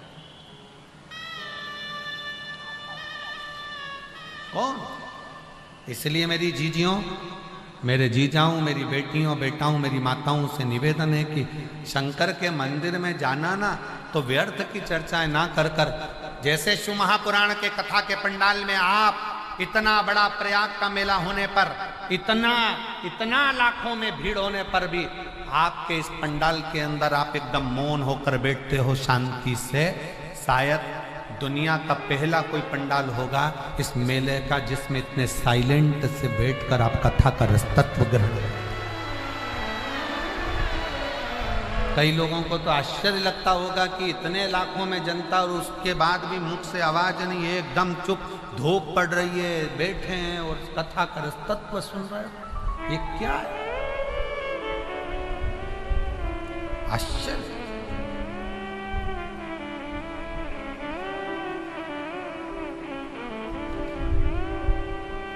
शिव को जाना। वेद और वेदना दोनों में अंतर है। वेद को पढ़ सकते हो पर वेदना को पढ़ना बड़ा कठिन है। किसी की वेदना पढ़िए, किसी का हृदय पढ़िए,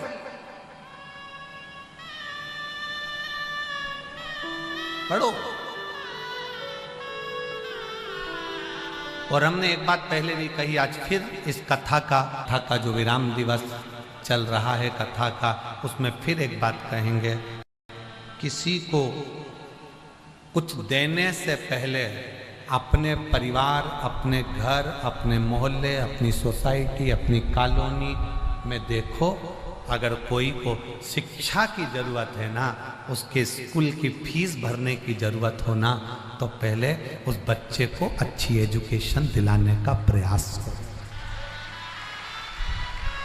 अपने मोहल्ले में, अपनी कॉलोनी में, अपनी सोसाइटी में, अपने क्षेत्र में देखो, किसी को बहुत बीमारी है ना, उसके पास हॉस्पिटल में पैसा जमा करने का नहीं होना, तो प्रयास करना कि उसकी इलाज में थोड़ा सा खर्च कर देगा।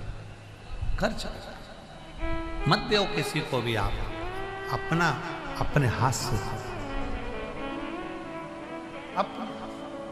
वो लाइन फिर स्मरण में आ गई। कभी प्यासे को पानी पिलाया नहीं, बाद अमृत पिलाने से क्या फायदा।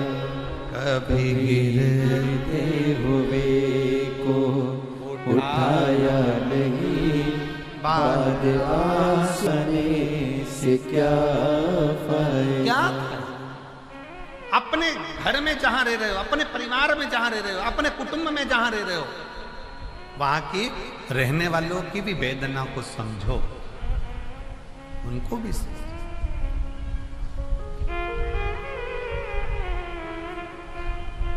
तारकासुर का अंतिम क्षण है और उसने हाथ जोड़ा है, कार्तिकेय बाबा को प्रणाम किया।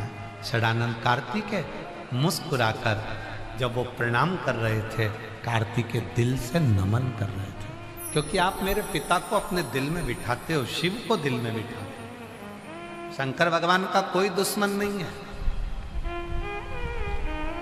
रावण की दुश्मनी राम जी से थी, कंस की दुश्मनी कृष्ण से थी, हिरण्यकशिपु की दुश्मनी भगवान नारायण से थी। एक दुश्मन का नाम बता दो जिसकी दुश्मनी शंकर भगवान से हो। शंकर भगवान का कोई दुश्मन नहीं है। देवता भी शिव को मानते हैं, गंधर्व भी शिव को मानते हैं, अप्सरा भी शिव को मानती हैं, किन्नर भी शिव को मानते हैं, असुर सुर सब शंकर को मानते हैं। शंकर का कोई विरोधी नहीं है, कोई विरोधी नहीं। इसीलिए तो चैन की नींद सोते।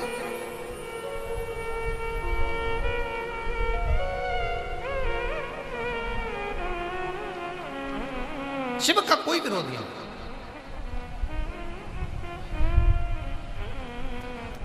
कोई विरोध है ही नहीं, क्योंकि विरोध खड़ा कहां होता है?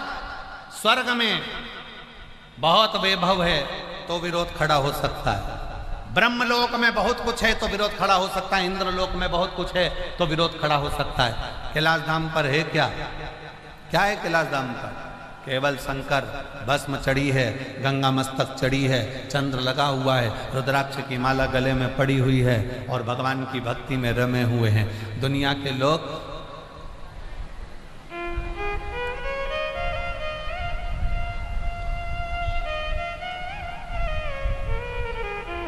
शिव को जिस दिन पहचान जाए और शंकर के जल को जिस दिन जान जाए, शिव के एक लोटे जल को जिस दिन तुम पहचान गए तो समझ लेना कि शंकर की भक्ति की एक सीढ़ी पर तुम चढ़ गए, मतलब शंकर तुम्हें मिलने वाला है और तुम्हारा कार्य सफल होने वाला है। शिव की भक्ति को पहचानो कि कैसे? अगर शंकर के मंदिर में जाना चालू कर दिया, शंकर जी को एक लोटा जल चढ़ाना चालू कर दिया, शंकर के मंदिर तक पहुंचना प्रारंभ कर दिया, समझ लो शिव भक्ति तुम्हारे पास में आने लगी है। शंकर की उदारता तुम पर हो गई, शंकर की करुणा तुम पर हो गई।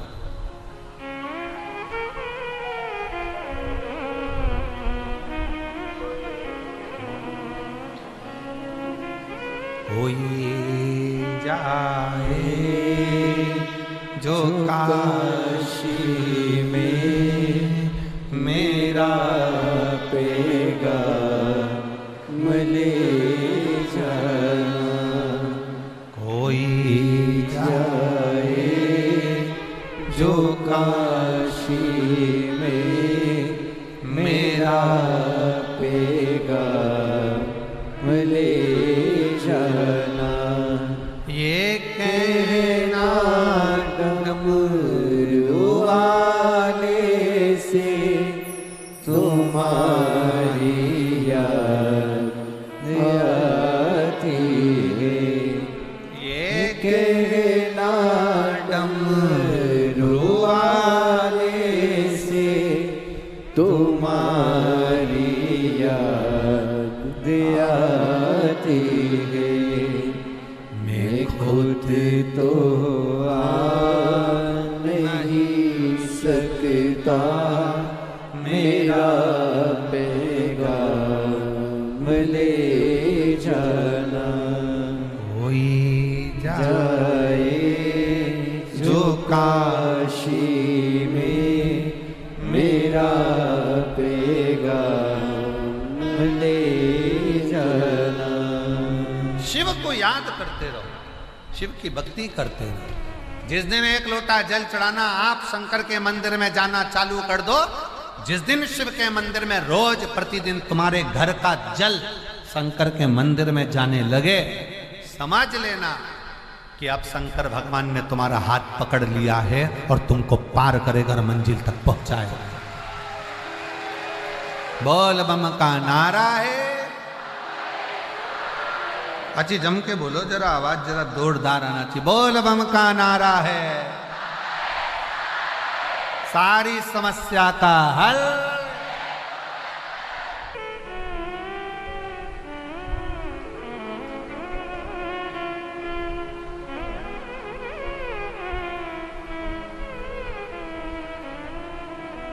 और वो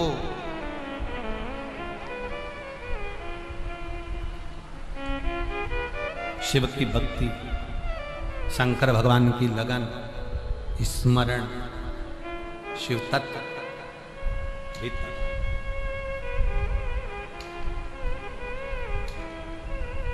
शिव पुराण कह रही तारकासुर मारा, तारकासुर के प्राण छूट गए। तारकासुर के 3 बेटे थे, तारकाक्ष, विदुम्माली, कमलाक्ष।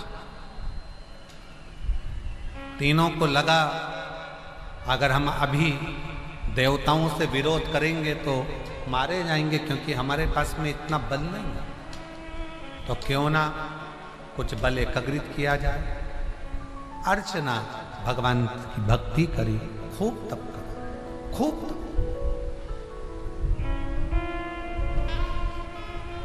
आप और हम तप नहीं कर सकते, पर आप और हम भगवान के नाम का जाप कर सकते।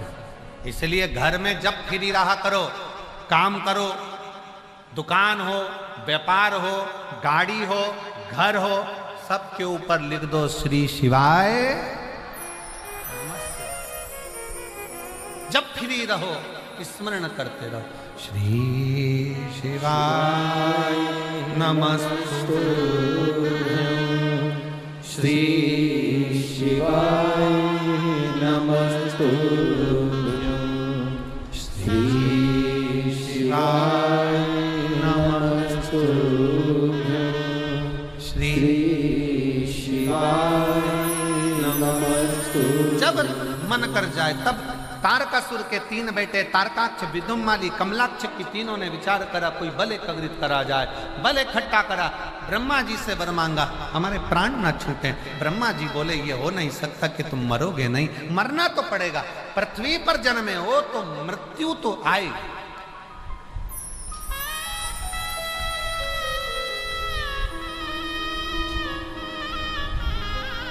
भागवत जी किस किसने सुनी है? हाथ उठाओ जरा।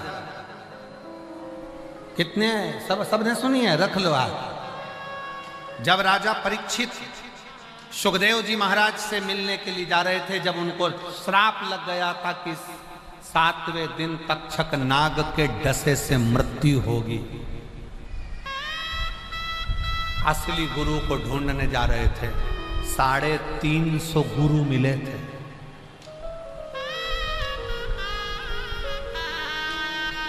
350 राजा परीक्षित को गुरु मिले। एक ने कहा हम यज्ञ कराएंगे, चल हमारे पास बैठ। एक बोला हम हवन कराएंगे, हमारे पास बैठ। एक बोला हम तप कराएंगे, हमारे पास बैठ। एक बोलता मैं साधना कराऊंगा, मेरे पास बैठ। राजन हमारे पास बैठो। राजा परीक्षित ने विचार करा ये करूंगा वो करूंगा, भगवान 7 दिन मिले हैं, कोई ऐसा काम हो जाए। तो कोई ने कहा हम ये करेंगे, कोई ने कहा हम वो करेंगे। तो सुखदेव जी महाराज आखिरी में मिल गए। सुखदेव जी ने राजा परीक्षित से कहा परीक्षित सुन, पहले तो अच्छे से समझ ले कि अगर मैं तुझे कथा सुनाऊंगा तो तू ये मत सोचना कि तू मरेगा नहीं, मरना तो पड़ेगा। सुखदेव जी महाराज बोले जाना तो पड़ेगा, संसार सागर में आए हो तो जाना पड़ेगा।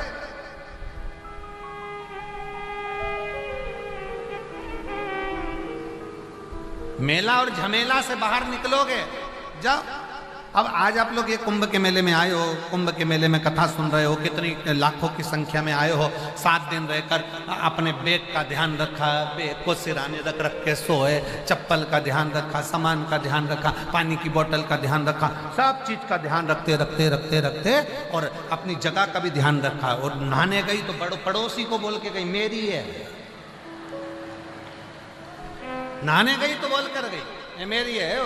और जैसे ही आई उस पर कोई दूसरा बैठ गया, हट मेरी जगह है। देवाधिदेव महादेव भगवान शिव, ओगड़दानी, त्रिकालदर्शी, कैलाश विनाशी शंकर। तारकासुर के 3 बेटे तारकाक्ष, विदुम्माली, कमलाक्ष की तीनों ने ब्रह्मा जी से वर मांगा कि हम तीनों कभी मरे ना। पर ब्रह्मा जी ने कहा मृत्यु तो आएगी, कुछ और मांग लो। 3 पुरी का निर्माण किया, 3 जगह पर हम रहें और मरें तो तीनों एक साथ मरें, ये वर। ठीक है, वर दे दिया। अब तीनों ने अपनी अपनी एक एक नगर बसा लिया। उत्पात करा, खूब उपद्रव मचाया, खूब मचाया।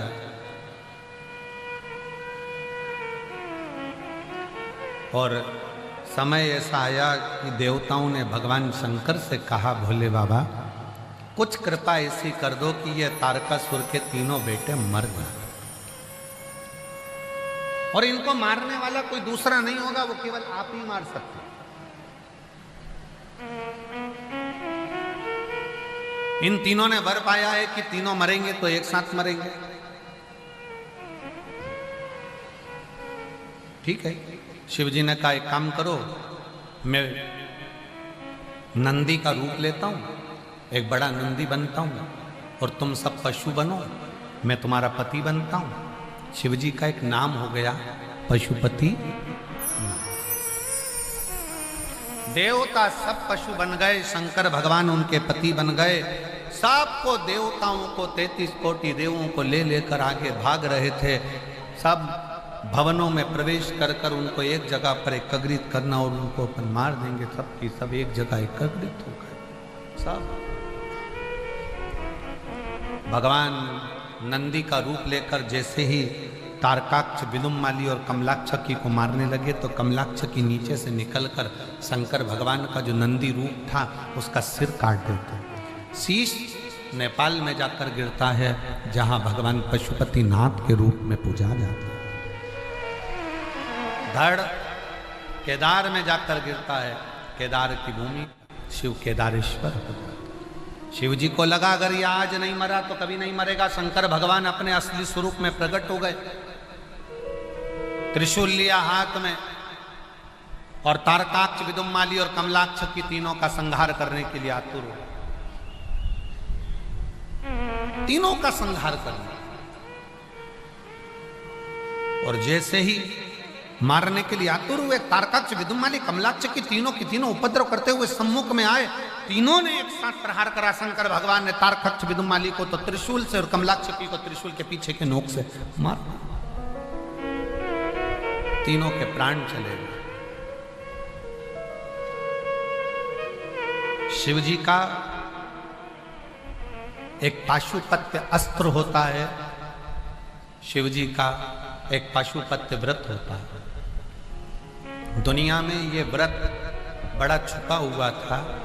लोग पशुपति अस्त्र को तो जानते थे कि जो राम जी को भगवान ने दिया था, जो भगवान कृष्ण को दिया था, पर दुनिया के लोग आज के समय में, इस कलिकाल में आप और हम पशुपति अस्त्र को प्राप्त नहीं कर सकते। पाशुपत्य अस्त्र हमारे पास में नहीं आ सकता क्योंकि हमारे पास में इतनी तप साधना नहीं है। भगवान कृष्ण ने इतना तप करा तब जाकर उनको पाशुपत्य अस्त्र मिला। भगवान राम ने इतना तप साधना करी तब जाकर उनको पाशुपत्य अस्त्र मिला। आप और हम उस पाशुपत्य अस्त्र को प्राप्त नहीं कर सकते, पर पूरे संपूर्ण विश्व के कल्याण के लिए पाशुपत्य अस्त्र के बराबर जिसमें बल है, पाशुपत्य अस्त्र के बराबर जिसमें बल है, वो पशुपति व्रत है। और वो व्रत वेद व्यास जी ने शिव महापुराण के अंतर्गत वर्णित। वो पशुपति व्रत है जिसमें पाशुपत्य अस्त्र के बराबर बल है। कितने सोमवार का व्रत है? जम के बोलो 5। कितने दिए लगते हैं? 6। 5 दिए मंदिर के अंदर, 1 दिया अपने घर के दरवाजे की चौखट पर सीधे हाथ की ओर बैठकर। प्रसाद जाता है, उसके कितने हिस्से होते हैं? 3। प्रसाद के 3 हिस्से में से मंदिर में कितने रहते हैं? 2। 1 हिस्सा थाली में रखकर अपने साथ अपने घर चले जाते। 5 सोमवार का व्रत एक ही मंदिर में होता है। अगर हम बाहर चले गए, व्रत नहीं कर पाए, तो वो व्रत गिनती में नहीं आएगा, बाद में कर। रजोधर्म आ गया, अनसेपरेट आ जाता है, रजोधर्म आ जाता है, महिलाएं नहीं कर पाती हैं, रजोधर्म के समय पर मत करो, उसको छोड़ दो, अगला गिनती में।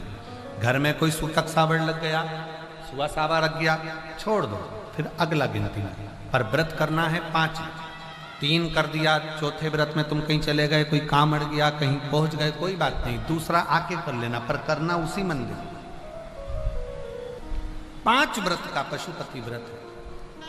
और 5वें व्रत के दिन बाबा को श्रीफल भेंट और 108 या तो चावल के दाने, बेलपत्र, पुष्प की पंखड़ी जो आप बाबा को दे सकें वो देकर पूजन का नियम रहता है। सुबह के समय पर पूजन की जो थाली पूजन करने के लिए जाती है वही थाली रख दी जाती है ढक कर। शाम को वही थाली पूजन में फिर जाती है। उस थाली को मांजते नहीं, धोते नहीं, मांजा धोया नहीं जाता। वही थाली शाम को फिर पूजन में, उसी थाली में 6 दिए रखा कर जाए, और उसी थाली में 6 दिए रखा कर जाएंगे। और जमीन पर भी वो भगवान के सामने 6 दिए नीचे जमीन पर रखाएंगे, जलेंगे, 5 पर रखेंगे 6, और 6ठे नंबर का दीप वापिस लेकर अपने साथ। शिव महापुराण की कथा सुनने में, शंकर भगवान का पशुपतिनाथ व्रत करने में कोई मुहूर्त देखने की जरूरत नहीं है। जब दिल कर जाए तब शंकर के दरवाजे चले जाओ, तब शिव। हर हर। जब तुम्हारा मन करे, जब तुम्हारा दिल करे, जब तुम्हारा चित्त कर दे, तब शिव की आरती।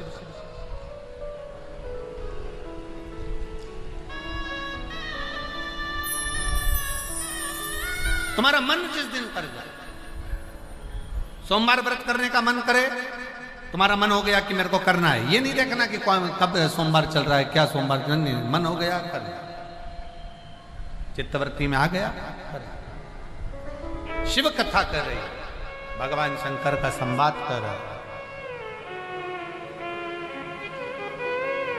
भगवान शिव की उदारता कर रही, शिव तत्व कर, शिव महापुराण की कथा कर। जब तुम्हारा दिल करे, जब तुम्हारा मन करे तब करो।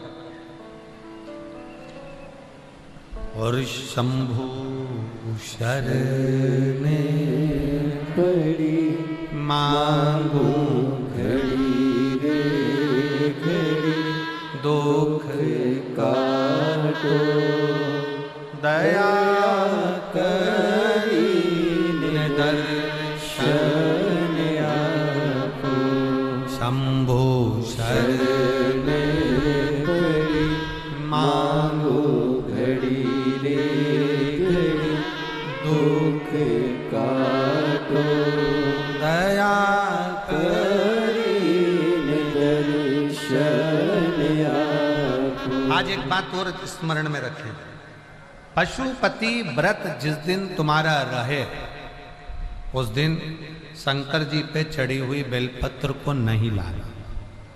जिस दिन तुम्हारा पशुपति व्रत रहे, शिव जी का पूजन करने जाओ, उस दिन जल का जो भाग लेकर आते हो पीने के लिए, वो नहीं। उस दिन केवल पशुपति व्रत का ही पूर्णता करो, उसमें कोई दूसरा लक्ष्य ना जोड़ो, केवल पशुपति व्रत। और फिर कई माताएं कहती है, गुरुजी हमने पशुपति व्रत करा, भगवान ने हमारी क्यों नहीं सुनी, और दूसरों की तो भगवान सुन लेते हैं, हमारी क्यों नहीं सुनी।